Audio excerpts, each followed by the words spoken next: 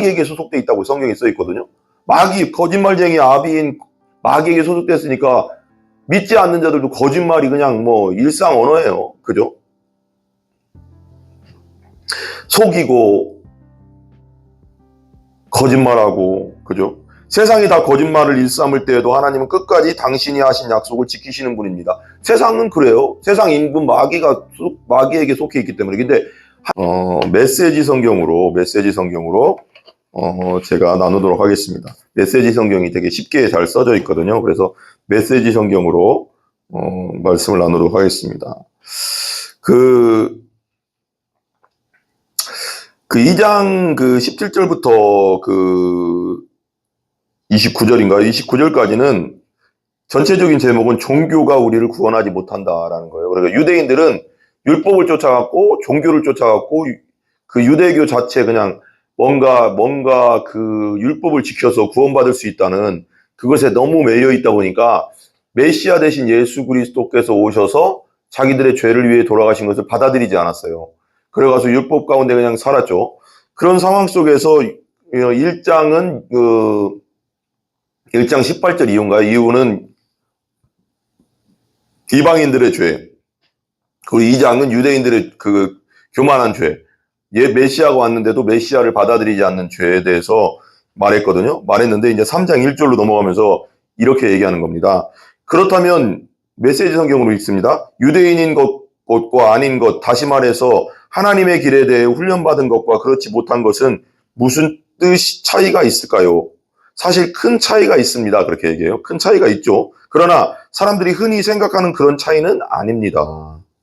우선 유대인에게는 하나님의 계시, 그렇죠? 하나님 말씀, 아브라함부터 주셨던 하나님 말씀들이 있잖아요. 구약 성경이 있고 모세오경이 있고 여러 가지 성경 하나님 말씀의 계시가 있었고 그 성경을 기록하고 보존할 책임이 맡겨졌습니다. 그렇죠? 그 과정에서 유대인들 중 일부가 자신의 임무를 저버렸던 것은 사실이지만, 그렇죠? 일부가 유대인들이 너무 많은 믿지 않았죠. 하나님은 그들을 저버리지 않으셨습니다. 그리고 유대인들이 하나님의 성경을 기록하고 보존할 책임을 맡겼는데 그 과정에서 유대인 중 일부가 자신의 임무를 저버린 것은 사실이지만 하나님이 그들을 저버리지는 않았다는 거예요. 하나님은 끝까지 신실하시다는 겁니다. 지금 않으셨습니다. 여러분은 그러니까 우리가 주님 안에서 죄를 짓고 연약해서 실수함으로 하나님 앞에 죄를 지을 수 있죠. 그렇지만 우리가 주님 안에서 예수 보혈을 의지해서 회개하면 하나님이 용서해 주시잖아요. 하나님의 약속은 신실하십니다. 신실하세요. 그 과정에서 저버리지 않으셨습니다. 여러분은 그들이 이렇게 얘기하죠. 여러분은 그들이 신실하지 못했다고 해서 유대인들이 신실하지 못했다고 해서 하나님도 신실하기를 포기하실 수 있다고 생각합니까? 결코 그럴 수 없다는 거죠. 유대인들이 말씀을 맡은 자들이지만 신실하지 못했고 메시아가 와도 메시아를 받아들이지 않았지만 하나님도 신실하지 않냐? 그건 아니라는 거예요. 하나님은 끝까지 신실하신 하나님이시라는 겁니다.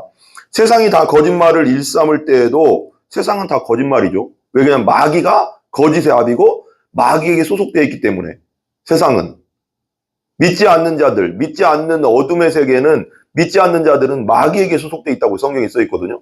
마귀, 거짓말쟁이 아비인 마귀에게 소속됐으니까 믿지 않는 자들도 거짓말이 그냥 뭐 일상 언어예요. 그죠? 속이고 거짓말하고, 그죠? 세상이 다 거짓말을 일삼을 때에도 하나님은 끝까지 당신이 하신 약속을 지키시는 분입니다. 세상은 그래요. 세상 인분 마귀에게 속해 있기 때문에. 근데 하나님은 끝까지 신실하고 그 약속을 지키시는 하나님이라는 것입니다. 이 말은 틀림없습니다. 성경도 그렇게 말합니다. 주님의 말씀은 변함이 없고 참되십니다. 그랬죠? 하나님 말씀의 1.1획도 땅에 떨어지지 않는다고 했잖아요. 거부를 당해도 주님은 흔들리시지 않습니다. 세상은 자꾸 하나님을 거부합니다. 하나님을 온전히 받아들이지 않고 하나님 말씀을 거부하고 믿지 않고 메시아 대신 예수님을 받아들이지 않습니다. 그래도 하나님은 흔들리지 않습니다. 그런데 이런 질문이 나올 수 있습니다. 우리의 악한 행위가 오히려 하나님의 의로운 행위를 분명히 드러내고 확증한다면 그 일로 우리는 오히려 칭찬받아야 하는 것 아닌가요? 이게 좀 이렇게 뭔가 뒤틀려도 한참 뒤틀린 것 같아요. 우리의 악한 행위가 오히려 하나님의 의로운 행위를 분명히 드러내고 확증한다면 이런 뜻이에요. 검정색 책이 있어요. 검정색. 여기 검정색이 있잖아요. 내가 이 검은데 내가 검으면 검을수록 하나님이 하얀하시지 않냐. 하얀한 하나님께서 더 하얀하게 더 거룩해 보이지 않냐. 이런 뜻이에요. 내가 죄를 지면 질수록 더 그런 하나님의 영광 되는 거 아니냐. 이렇게 이 말 같지도 않은 그 소리를 하는 거죠. 우리 악한 행위가 오히려 하나님의 의로운 행위를 분명히 드러내고 확증한다면 그 일로 우리는 오히려 칭찬받아야 아닌가.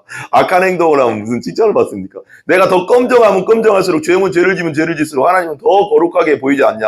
그러니까 더 내가 칭찬받아야 되지 않냐. 이렇게. 이게 무슨 말 같지도 않은 궤변입니까? 그죠? 우리의 악한 말이 그분의 선한 말씀에 흠집 하나 내지 못한다면 우리가 아무리 악하게 말하고 악하게 행동해도 하나님 말씀에 흠집 하나 내지 못한다면 하나님께서 우리를 다그쳐 우리 말에 책임을 묻는 것은 잘못된 것 아닌가? 이렇게 말.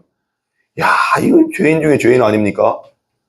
그러니까 우리가 아무리 악한 말을 해도 하나님 말씀에 흠집 하나 내지 못하는데 우리한테 하나님께서 심판하시고 죄를 물으신다는 건 말이 되지 않지 않습니까? 이렇게 책임을 묻는 것은 잘못된 것 아닌가요? 이렇게 물어. 그 질문에 대한 대답은 아니다입니다. 아니, 당연히 아니다죠. 하나님은 심판자니까요. 결코 그렇지 않습니다. 생각해 보십시오. 하나님께서 바르지 않은 일을 하신다면 어떻게 그분께서 세상을 바로 세우실 수 있겠습니까? 공의의 하나님께서 어떻게 그렇게 하시겠습니까? 하나님은 심판의 하나님이시고 그러나 예수 믿는 자들은 심판하지 않겠다는 것인데 예수 믿는 자는 예수님이 다 저주를 받고 심판을 받았으니까요. 그저 심사가 뒤틀려서 이렇게 말할 수도 있습니다. 나의 거짓됨이 하나님의 참되심을 더욱 영광스럽게 드러내준다면 왜 내가 비난을 받아야 하는가? 하나님한테 좋은 일을 하는 것인데 이렇게 말.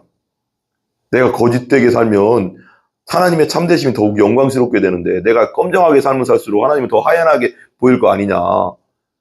그 말 같은 소리입니까 이게? 이 신천지들이 이걸 갖고 나서 내 거짓말을 모략이라고 하면서 이런 식으로 잘못된 해석을 막 하더라고요. 말이 됩니까 그게? 왜 내가 창세기 10계명에 분명히 거짓말하지 말라고 했는데 그게 더 준대. 거짓말하라. 이걸 갖다 끌어다가 이 한 구절을 갖다 끄집어다가 내가 거짓말을 하나님이 더욱 영광 받으신다고 하면서 그런 모략이라고 하면서 그런 말을 해답니다. 얼마나 진짜 말도 안 되는 이야기입니까? 하나님한테 좋은 일을 하는 것인데 라고 하면서 실제로 어떤 이들은 우리가 그렇게 말한다고 말을 퍼뜨리기도 합니다. 그들은 우리가 악을 더 많이 행할수록 하나님은 선을 더 많이 행하시니 악을 더 많이 행하자고 말하며 다닌다고 주장합니다. 그러니까 바울이 그렇게 말했다는 거예요. 예수 그리스도를 믿으면 죄 용서받습니다. 예수 안에서 우리는 자유합니다. 율법으로부터 자유합니다 하니까 그럼 우리가 도덕법을 안 지켜도 마음대로 살아도 그냥 예수 믿으면 구원받는 것이냐? 그렇지 않냐? 이건 있잖아요. 복음을 제대로 이해하지 못한 겁니다. 예수를 믿고 중생한 자는요. 하나님의 뜻대로 살고 싶은 마음이 내 안에 들어온 겁니다. 새로운 영이 된 거예요. 그렇기 때문에 율법으로 사는 것보다 더 하나님 뜻 안에서 하나님 뜻대로 살고 싶은 사람이 되는 겁니다.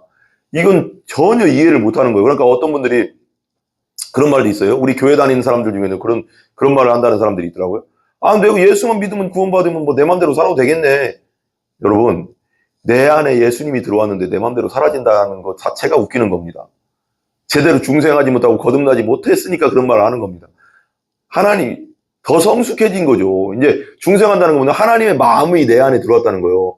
옛날에는 율법은 뭐냐면 어린애 때는 회초리를 맞잖아요. 무서워서 엄마 아빠의 회초리가 무섭기 때문에 엄마 말을 들을 때는 그게 율법이라고 하는 거고요. 나이가 먹고 성숙하면 어떻게 되는 거예요?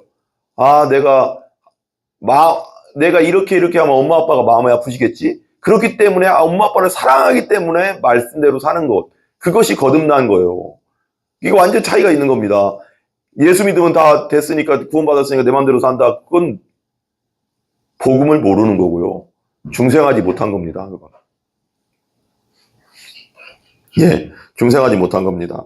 그러니까 악을 더 많이 행하자고 말하며 다닌다고 주장합니다. 그러니까 바울의 복음을 예수 전하는 복음을 잘못 알아듣고 이해하지 못하고 중생하지 못하고 나니까 이런 말을 하는 겁니다.